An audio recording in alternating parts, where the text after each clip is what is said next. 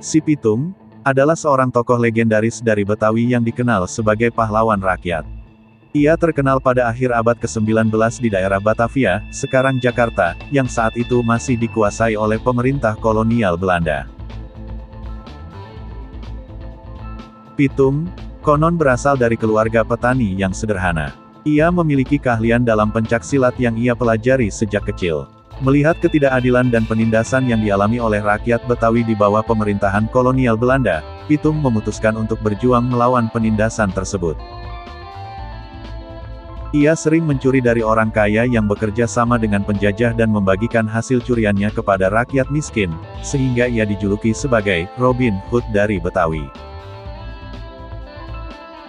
Cerita tentang Pitung banyak sekali variasinya. Ada yang mengatakan bahwa Pitung memiliki kesaktian yang luar biasa, sehingga sulit ditangkap oleh Belanda. Namun, akhirnya ia tertangkap juga karena pengkhianatan dari orang-orang terdekatnya. Dalam salah satu versi cerita, Pitung ditembak mati oleh Belanda. Warisan si Pitung tetap hidup hingga kini dalam bentuk cerita rakyat, lagu, dan berbagai karya seni lainnya. Ia dianggap sebagai simbol perlawanan terhadap ketidakadilan dan penindasan.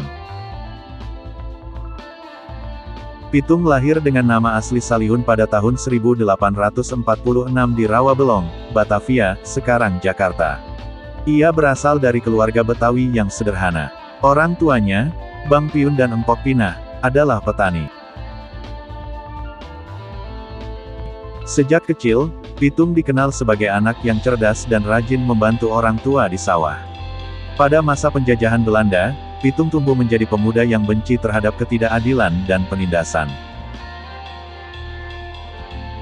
Bersama teman-temannya, ia sering melawan kompeni sebutan untuk Belanda, dan tuan tanah yang berlaku sewenang-wenang terhadap rakyat kecil.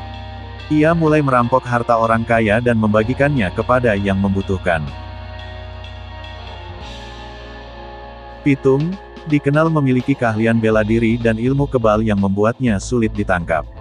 Ia sering menggunakan taktik gerilya untuk menghindari kejaran Belanda. Cerita tentang kesaktian Pitung, seperti mampu menghilang atau berubah bentuk, semakin menambah aura misteri dan kekaguman masyarakat terhadapnya. Meskipun banyak dicintai oleh rakyat, Pitung akhirnya ditangkap oleh Belanda dengan bantuan pengkhianatan dari orang dalam kelompoknya. Ia ditangkap dan dieksekusi pada tahun 1893. Kematian Pitung tidak mengurangi rasa hormat dan kekaguman masyarakat Betawi terhadapnya. Hingga kini, ia masih dikenang sebagai pahlawan rakyat yang berani melawan ketidakadilan.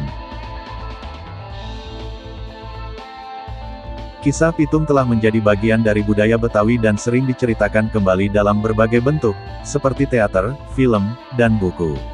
Ia menjadi simbol perlawanan rakyat kecil terhadap penindasan dan ketidakadilan.